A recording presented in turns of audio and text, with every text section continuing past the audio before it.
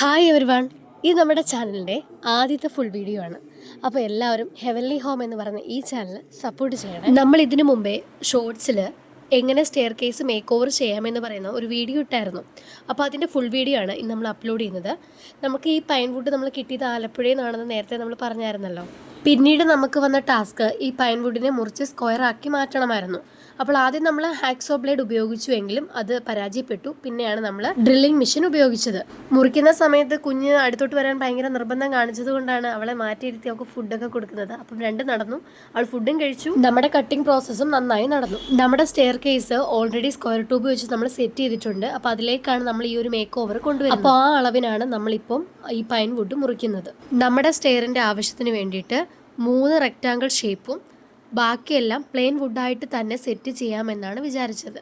അപ്പോൾ അതനുസരിച്ചാണ് ഞങ്ങൾ പൈൻ വുഡ് കട്ട് ചെയ്തത്. ഈ റെക്റ്റാങ്കിൾ ഷേപ്പിന് വേണ്ടിയിട്ട് 1.5 ഇഞ്ചിൻ്റെ കനം കുറഞ്ഞ മുള്ളാണിയാണ് ചുറ്റും നമ്മൾ അടിച്ചിരിക്കുന്നത്. ഇതടിക്കുമ്പോൾ ഈ പൈൻ വുഡ് പൊട്ടാൻ ഒരുപാട് സാധ്യതയുണ്ട്. അപ്പോൾ അതനുസരിച്ച് സൂക്ഷിച്ച് വേണം അടിക്കാൻ. അതൊരു വലിയ ടാസ്ക് ആയിരുന്നു. നമ്മളെ കൊണ്ട് ഒറ്റയ്ക്ക് നടക്കില്ലെന്ന് മനസ്സിലായപ്പോൾ പപ്പയും കൂടെ വന്നപ്പോൾ കാര്യങ്ങൾ കുറച്ചും കൂടെ എളുപ്പമായി. അങ്ങനെ 3 റെക്റ്റാങ്കിൾ ഷേപ്പുകൾ ഞങ്ങൾ സെറ്റ് ചെയ്തെടുത്തു. പൈൻ വുഡിന്റെ ആ നാച്ചുറൽ കളർ തന്നെ മതി എന്നായിരുന്നു ആദ്യം വിചാരിച്ചത്.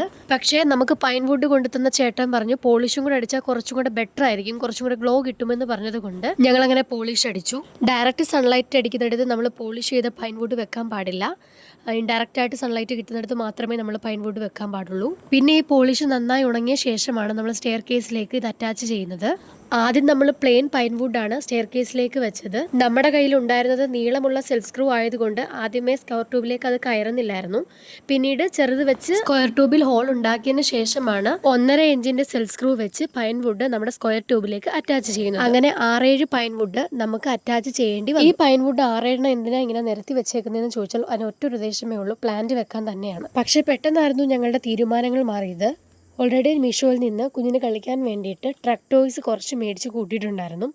അപ്പോൾ അത് തന്നെ അവിടെ വെക്കാമെന്ന് വിചാരിച്ചു. അങ്ങനെ വീഡിയോ എടുക്കുന്ന സമയത്ത് ഒരാളെ ഞാൻ മൈൻഡ് ചെയ്യാൻ വിട്ടുപോയി. അതാണ് ഇയാളെ നിങ്ങൾക്ക് അറിയാമല്ലോ, നമ്മുടെ ഷോർട്സിൽ ഓൾറെഡി നമ്മൾ പറഞ്ഞാണ് ഹാങ്ങിങ് ഫിഷ് ബോളിൻ്റെ കാര്യം. ഇയാളെ ഒന്ന് മൈൻഡ് ചെയ്ത് വന്നപ്പോഴത്തേനും നമ്മുടെ സ്ക്വയർ ട്യൂബ് അടി ഇവിടെ സ്റ്റാർട്ട് ചെയ്തു. അപ്പോഴത്തേനും അച്ഛൻ്റെ കുറച്ച് കൂട്ടുകാർ വന്നതുകൊണ്ട് അത് കുറച്ചും കൂടെ എളുപ്പമായി. അത് വെക്കാൻ കുറച്ചുകൂടെ ടാസ്ക് ആയിരുന്നു. ഞങ്ങൾ ആദ്യം വിചാരിച്ചു ബേസ് മാത്രം സ്ക്രൂ ചെയ്താൽ മതി എന്ന് വിചാരിച്ചു. പക്ഷേ നമ്മൾ സൈഡും കൂടെ ചെയ്തെങ്കിൽ മാത്രമേ അതവിടെ സ്റ്റേബിളായിട്ട് ഇരിക്കുകയുള്ളൂ.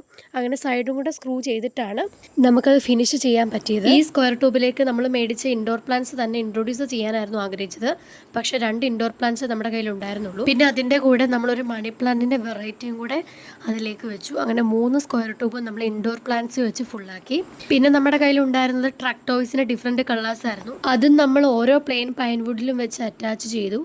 അപ്പോൾ ഈ സ്റ്റെയർ കേസിൻ്റെ ഫൈനൽ ലുക്ക് നിങ്ങൾക്ക് ഇഷ്ടമായോ?